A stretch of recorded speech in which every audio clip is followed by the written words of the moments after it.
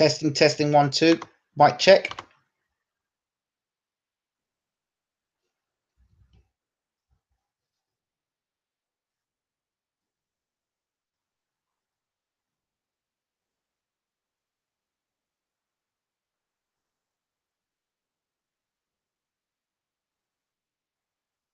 Testing, testing, 1, 2. Mic check.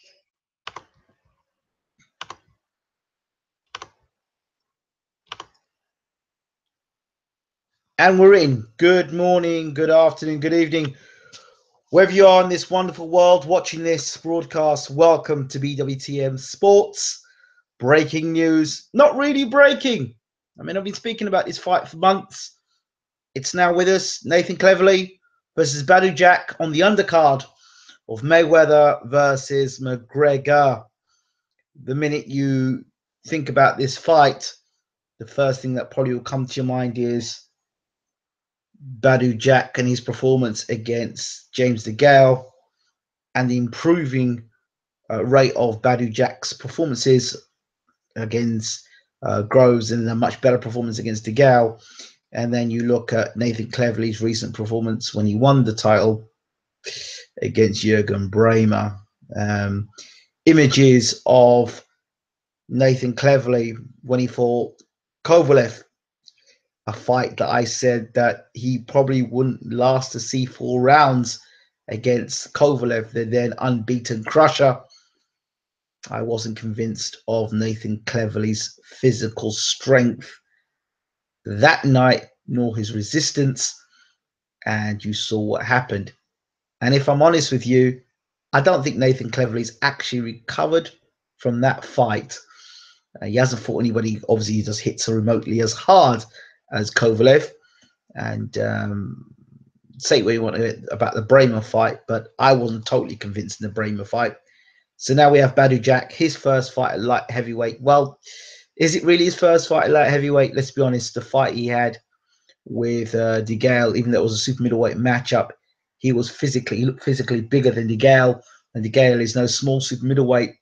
So I don't think he's going to have problems at the light heavyweight division. And if you're going to test yourself at the light heavyweight division, why not against Nathan Cleverly? Cleverly not known for his punching power, more known for his output of punches.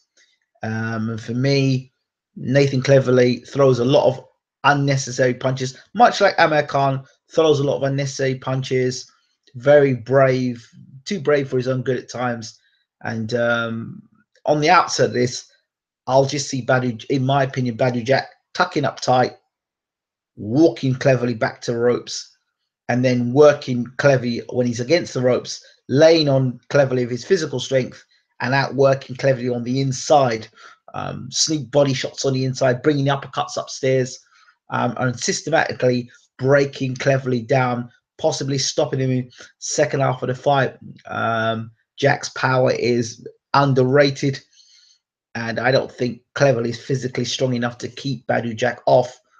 If Cleverly is to win this fight, it would have to be a, I wouldn't say hit and run, but he'd have to throw lots of punches and move to the sides, not allow Jack to set and throw shots. But I suspect at some point, Cleverly is going to get tagged with a shot, and he's going to get macho, and he's going to stand in front of BADOU Jack, and BADOU Jack's going to land some bombs, and I think that's where Cleverly's going to find himself in trouble. This is not Jürgen Bremer, and this is not Tony Bellew, whom had Nathan Cleverly at cruiserweight on the ropes, begging to be knocked out, and Bellew couldn't finish the job off. Someone like BADOU Jack, who I think hits as hard or harder than Bellew, will put Cleverly's lights out, I think. But, you know, it's a good fight. Definitely a good fight. We talk about fighters not fighting one another. I think this is a fight that's been talked about for a few months. I haven't seen much of it on social media. I know that, you know, BADOU Jack mentioned he wanted to fight Cleverly. Cleverly said he wanted to fight BADOU Jack. So I'm glad to hear the fight's going to happen. And it's on the undercard of Cleverly versus, on the undercard of Mayweather versus McGregor. A real trade fight there. Hi, Ingram. I had to say Jack wins the fight. Adam, I've got to agree with you there. Eugene, Good to see you well, my friend. I was going to say to you, Eugene, I mentioned you in my interview with Uncle Bashir earlier. And for those who have not listened to the part one interview with Uncle James Ali Bashir, the assistant trainer to Klitschko, I won't ruin it for you, but he doesn't mince his words on what he thinks of Jonathan Banks as a trainer and the Klitschko era post Emmanuel Stewart's passing. These boxing chats are well needed. It's the moment when Mayweather versus McGregor undercard is better than the main event. I think it's a damn good fight. Perfect matchmaking by Mayweather Promotions. Cleverly's going to get absolutely battered, but it will keep coming forward, and that's the problem. Cleverly can't fight anyway. He's going to come forward, put his hands in the air, throw for combination punching. BADOU Jack's going to tuck up tight.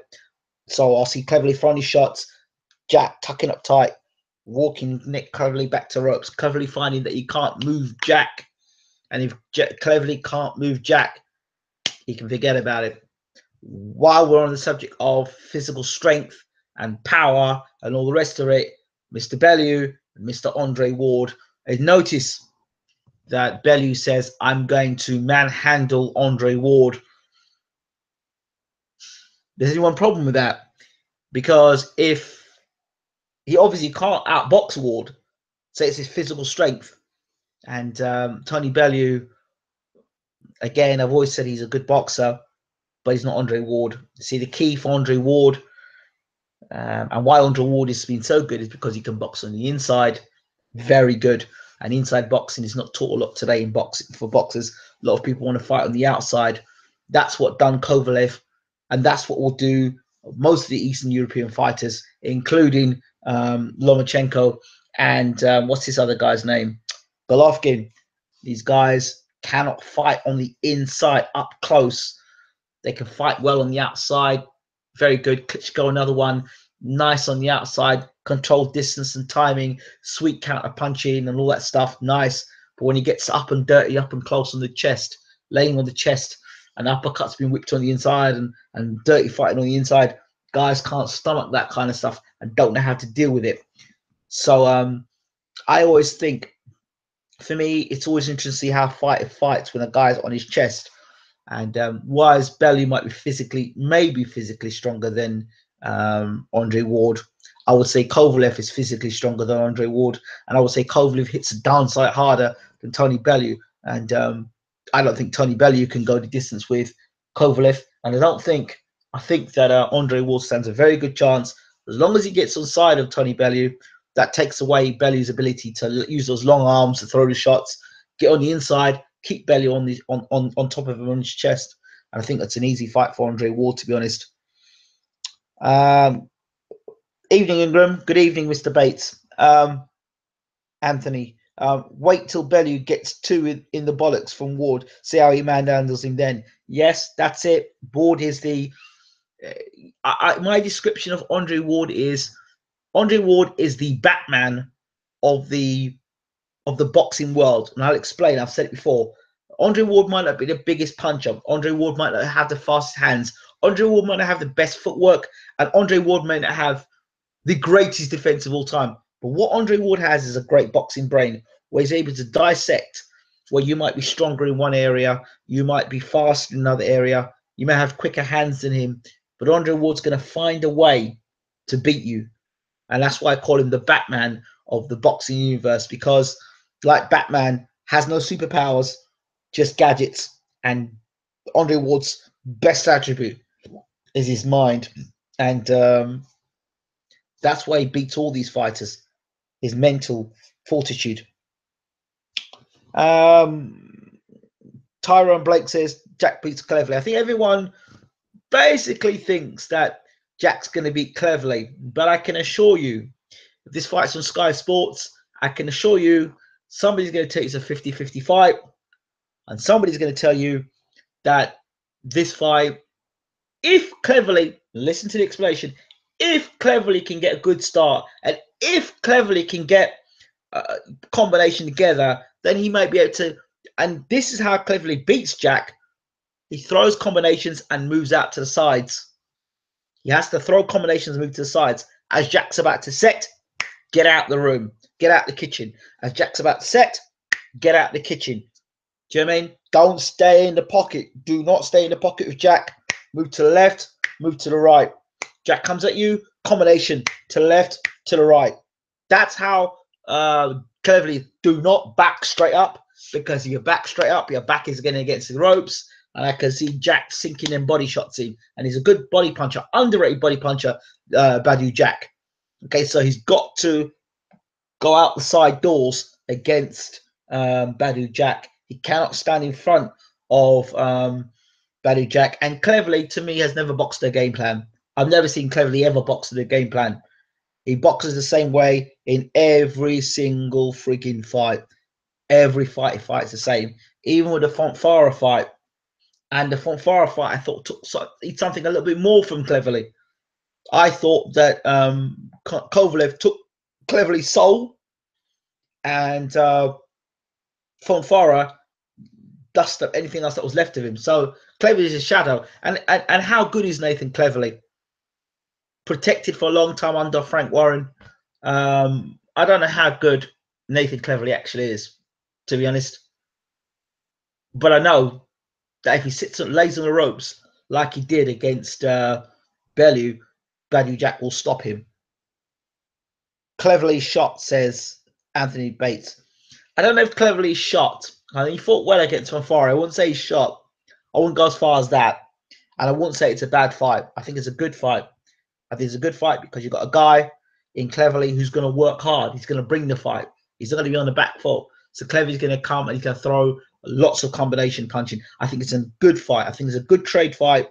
It's a good undercard fight. When you think about what McGregor and Mayweather may or may not be, and that's another discussion, I think it's a good fight. It's a good trade fight. He's done, yeah, it's a very good point, Adam Scott, that he has done very well considering his ability. He has done very well. I remember when Cleverly was going to fight, the fight, I wonder why it never happened. Cleverly versus Andre Ward. Now, the story was, I heard, that Andre Ward's comeback, instead of fighting Paul Smith, he wanted to fight Nathan Cleverly.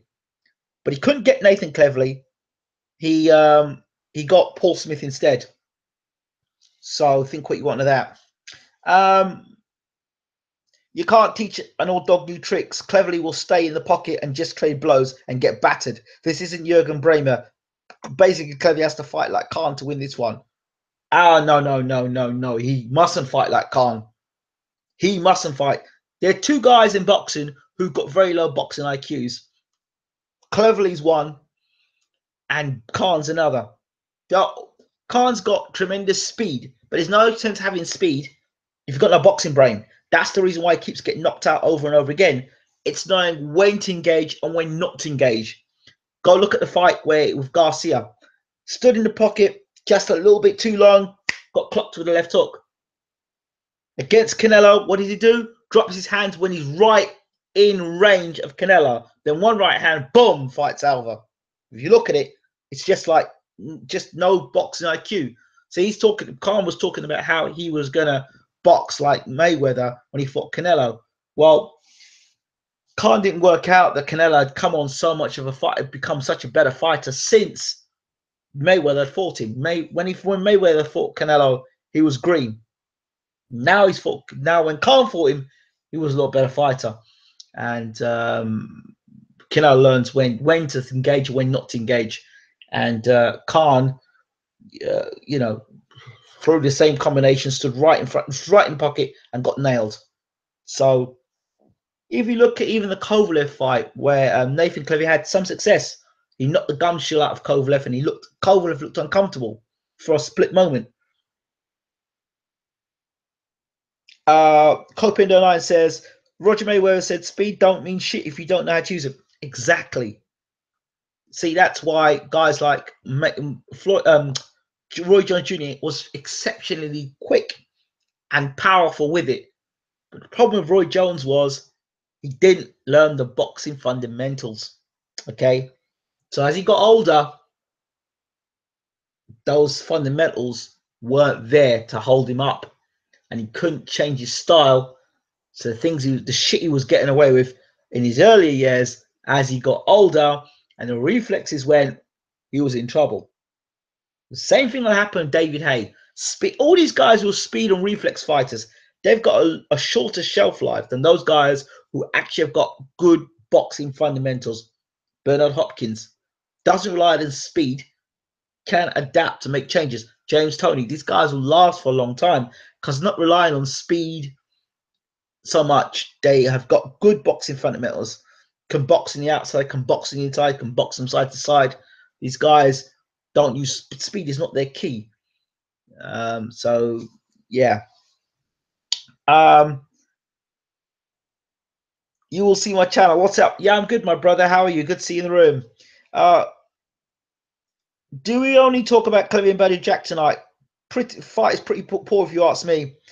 Well, I was actually going to talk about some other subjects tonight on a separate video, but I just wanted to break this video down and just break it out and let people know about Nathan Cleverly Badou Jack. So that's it. This video is about Badou Jack versus Nathan Cleverly. I'm going to be back in about 4 or 5 minutes. I'm going to do the second half of this video, which will be the second half of the live show, which will talk about Amir Khan. We will talk about Mayweather. We'll talk about Anthony Joshua. We'll talk about Bellew. We'll talk about Indogo and Terence Crawford. We'll talk about Golovkin. We'll talk about them all. Okay, so we'll talk about those things. Give me a moment. I'm going to stop this live chat here, and I'll be back within 5 minutes. Make sure you hit that subscribe button so you know where to look. I'll be back in 5 minutes. And of course, Anthony Yard-Burton, we'll talk about that as well. I'll be back in less than 5 minutes. Don't go anywhere. Just be ready and hit the subscribe button, and be back in less than 5 minutes for the next part of this video. I'm just being damn lazy. So I'll see you guys in a minute. Less than 5 minutes. Less than 5 minutes. See you in a minute, guys.